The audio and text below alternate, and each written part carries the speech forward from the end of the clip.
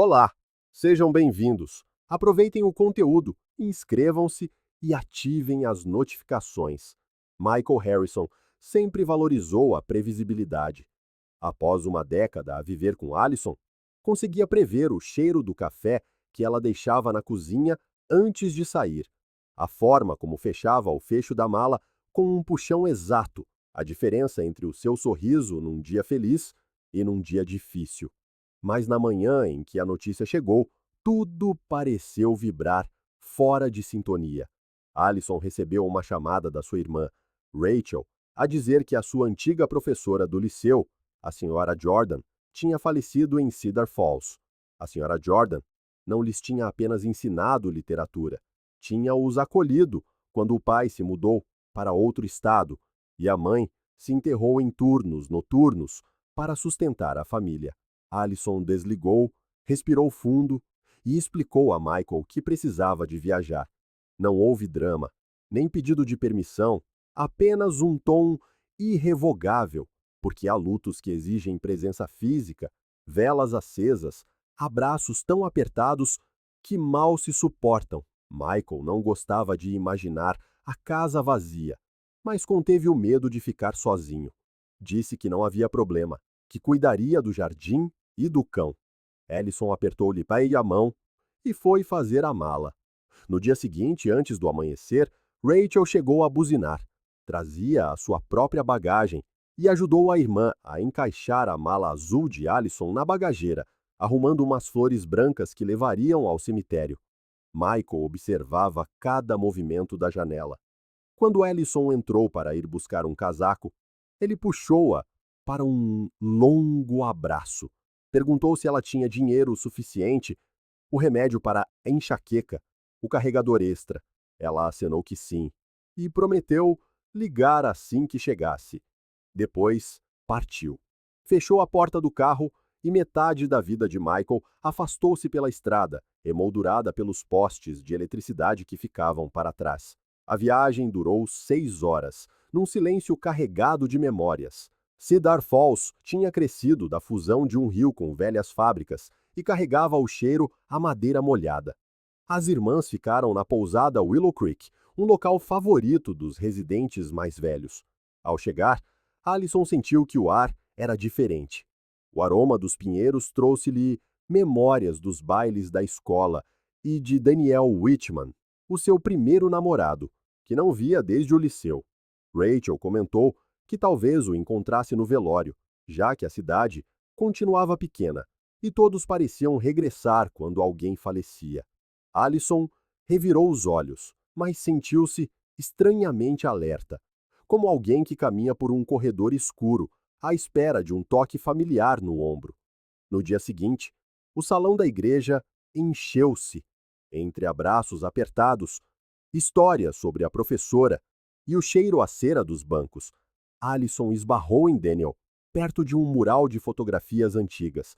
O cabelo castanho dele estava ligeiramente grisalho, novas rugas davam-lhe um ar de professor universitário, mas o seu sorriso era exatamente o mesmo. Largo, tímido, como se pedisse desculpa por existir. Ele reconheceu-a e abriu os braços. O encontro foi rápido, respeitoso, mas o calor na pele dela perdurou como um eco.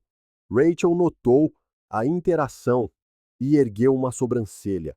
Depois do funeral, houve café e tarte na escola, onde a senhora Jordan tinha ensinado.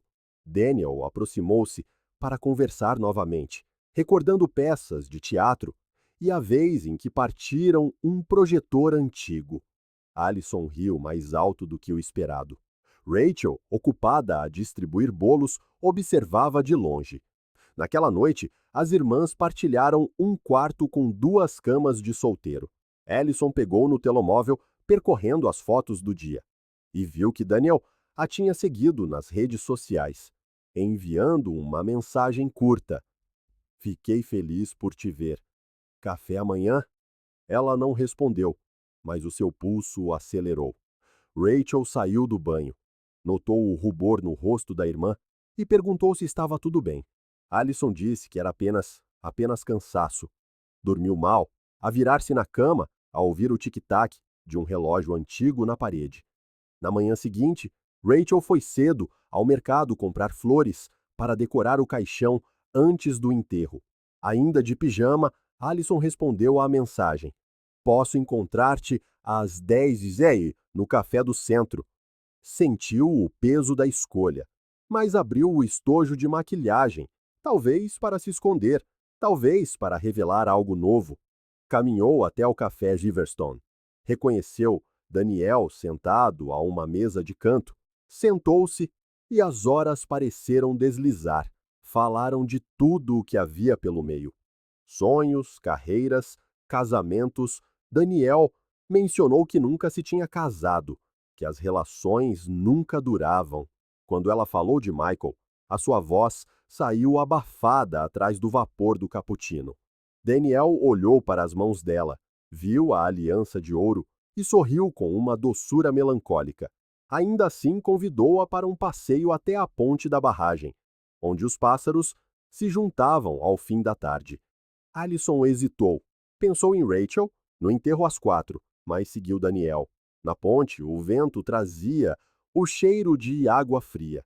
Ele parou, encostou-se ao corrimão e contou-lhe como a senhora Jordan o tinha ajudado quando o seu pai perdeu o emprego.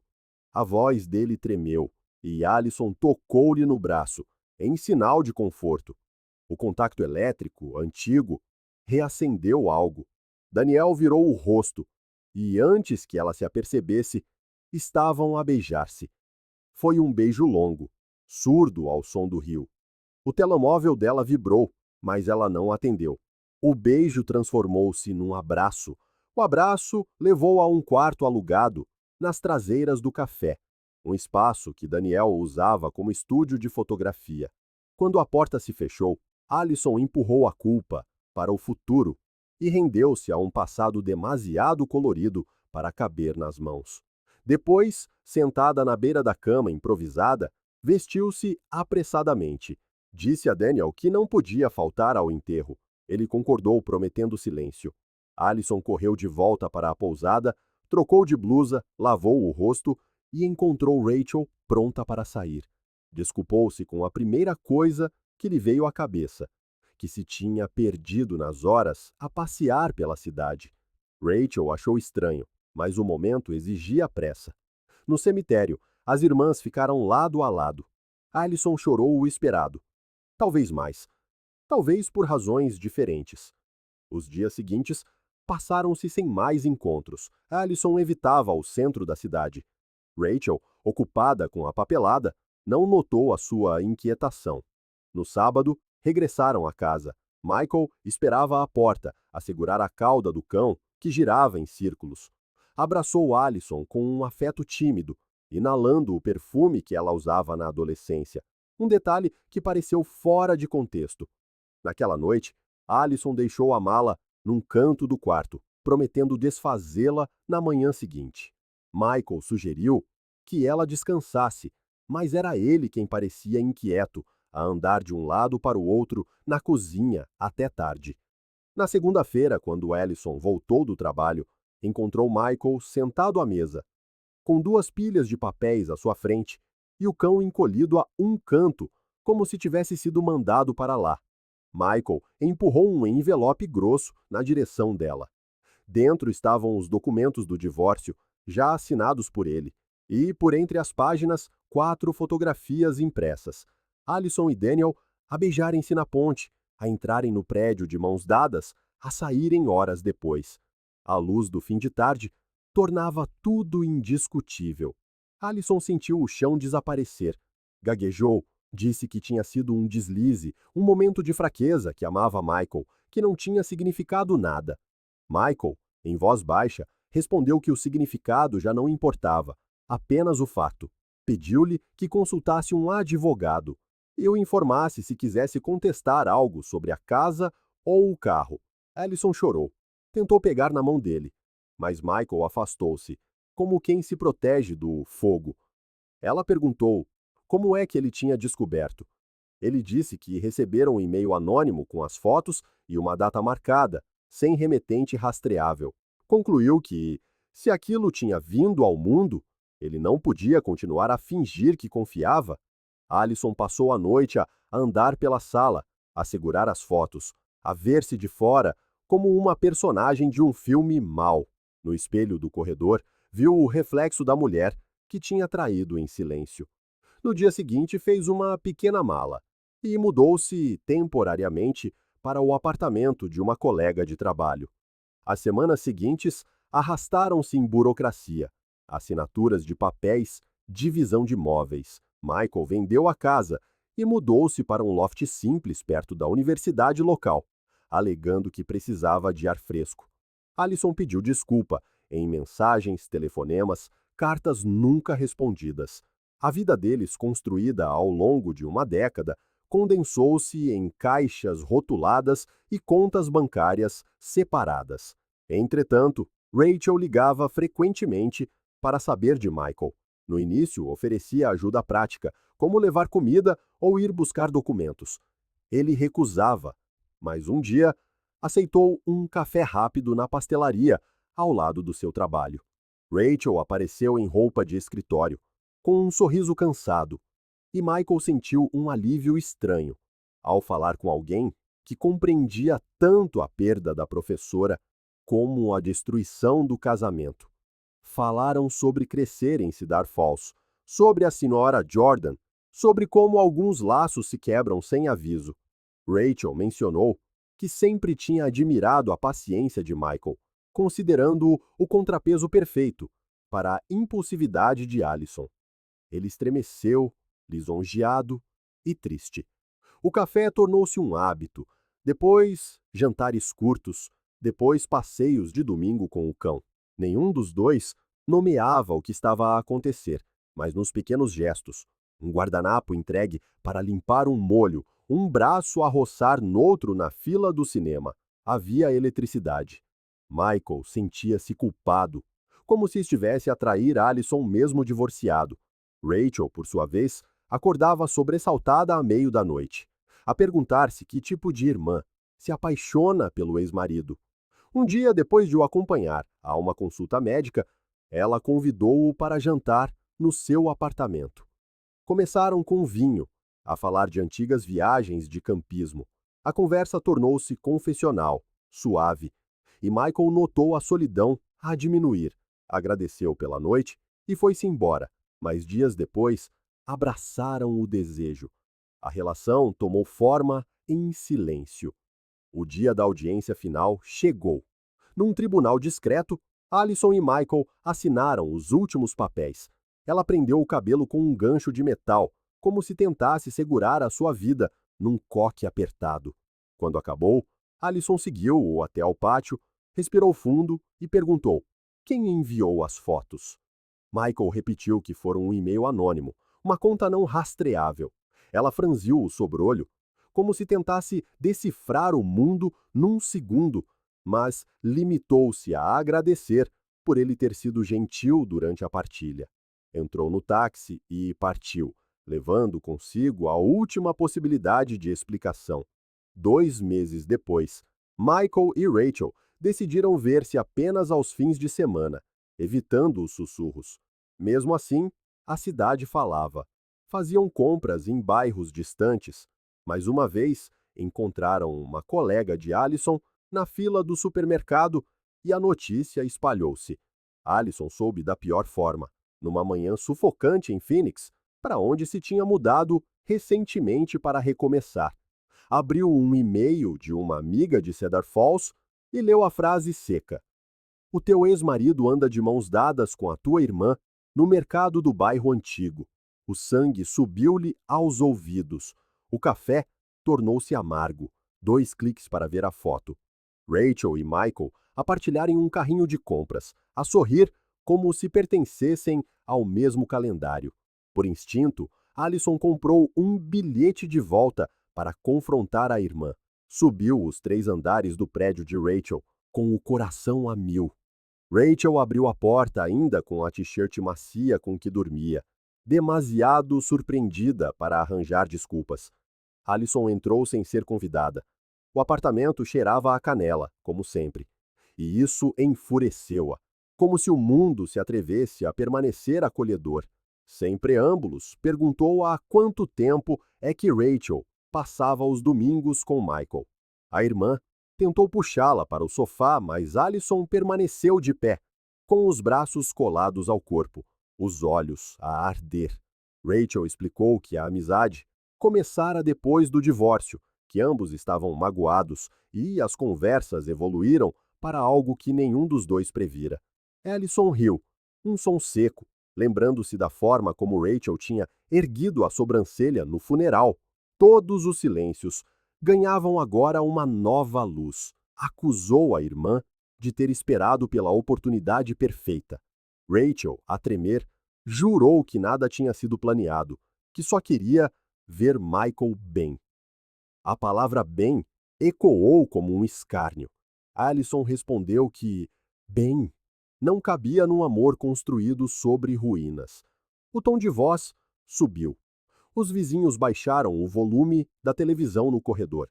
Rachel tentou tocar no ombro da irmã. Allison recuou, como se o gesto fosse uma faca. Perguntou se Rachel se lembrava dos seus pactos de infância, das noites a partilhar segredos, da promessa de se protegerem sempre. Rachel chorou, dizendo que ainda a amava, que odiava tê-la magoado. Allison sentiu a sua raiva misturar-se com o cansaço. Disse que a dor não era apenas da traição, era da facilidade com que as duas pessoas que ela amava a tinham reinventado o mundo sem espaço para ela. Antes de sair, Allison encarou a irmã uma última vez. A pergunta sobre as fotos, quem as tirou, quem as enviou, ardia-lhe na garganta, mas ela engoliu-a. Decidiu que já havia traições suficientes naquela sala. Abriu a porta, deixou o cheiro a canela para trás e desceu as escadas de 2 em 2 degraus, com a certeza de que, mesmo sem ouvir toda a verdade, já a conhecia por inteiro pelo peso que carregava no peito. Passaram-se dias, e numa noite quente de julho, Rachel convidou Michael para ficar. Ele trouxe uma pequena mochila, e o cão ficou com um vizinho. Depois do jantar, foram para a cama. A lua projetava sombras quadradas no chão, e Rachel parecia inquieta. Virou-se, pousou a cabeça no peito dele e sussurrou que precisava de lhe contar uma coisa. Michael sentiu o coração acelerar. Reconheceu aquele tom de confissão. Rachel admitiu que durante a semana do funeral tinha notado a proximidade entre Allison e Daniel. Tinha-o seguido discretamente, fotografado o beijo, fotografado a entrada no prédio. Voltou para a pousada com a câmera a tremer na mão. Durante dias, debateu o que fazer, até que criou um e-mail falso e enviou as imagens a Michael.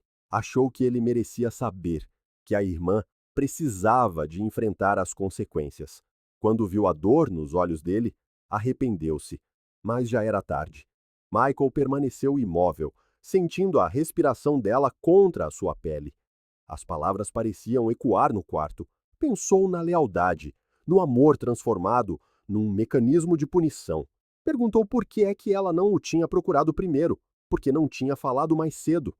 Rachel confessou que temia que ele a odiasse por ser a mensageira da ruína e talvez quisesse proteger a sua própria inveja antiga, a admiração secreta que sempre nutrira por ele. Michael levantou-se, foi até a janela, olhou para a rua vazia e reviveu o ano inteiro. A traição que o estilhaçou, o divórcio, os jantares que curaram feridas e, agora, o golpe final, vindo da pessoa que lhe segurava a mão. Sentiu raiva e compaixão emaranhadas num nó quase impossível de desatar. Voltou para a cama, segurou a mão de Rachel, mas não conseguiu falar. Ela chorava em silêncio. Na manhã seguinte, Michael fez café e disse a Rachel que precisava de tempo para pensar. Agradeceu a honestidade tardia, mas explicou que a relação deles tinha começado num terreno instável, moldado pela culpa e pelo ressentimento. Não queria continuar algo tecido de segredos, mesmo que houvesse um afeto genuíno. Pegou na mochila, deu-lhe um beijo na testa e saiu sem saber se voltaria. Rachel, com as mãos a tremer, observou da janela até ele desaparecer ao virar da esquina. Semanas depois, a vida retomou seu curso em linhas paralelas. Allison mudou-se permanentemente para Phoenix, aceitando um cargo de professora assistente numa faculdade comunitária, tentando reconstruir a sua reputação e o seu coração. À noite, caminhava por trilhos secos, repetindo para si mesma que os seres humanos erram e se reinventam. Carregava a culpa como se fizesse parte da sua coluna vertebral, mas continuava a respirar. Rachel visitava a mãe em Cedar Falls, ajudava a renovar a casa antiga e evitava perguntas sobre Michael. Passava noites a reler diários antigos, a tentar compreender a sua própria necessidade de justiça e como esta se tinha confundido com o desejo. Michael, por sua vez, mantinha o loft arrumado, adotou novos hábitos, aulas de cerâmica, longas corridas no parque. Descobriu que o silêncio podia ser uma companhia honesta quando a confiança nas pessoas parecia frágil. Ocasionalmente, pegava no carro e conduzia por estradas secundárias a ouvir podcasts sobre astronomia. Gostava da ideia de estrelas que morrem e renascem sob novas formas, como se o universo fosse paciente com as suas explosões internas. Numa quarta-feira, recebeu um envelope sem remetente, contendo apenas uma fotografia do cão a correr na praia. Uma imagem que Allison tinha tirado anos antes, esquecida num computador antigo.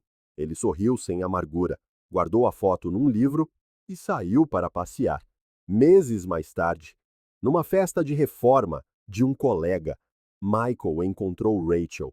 Foi um encontro breve e cordial. Ela sorriu com alguma timidez e ele retribuiu. Falaram sobre a mãe dela, a nova escola em Phoenix, as aulas de cerâmica. Nenhum mencionou confissões ou promessas. Despediram-se com um abraço curto e cuidadoso.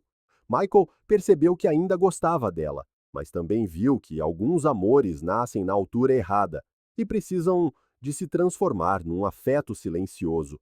Quando o ano terminou, Michael sentou-se na varanda do loft, a ver a primeira neve cair.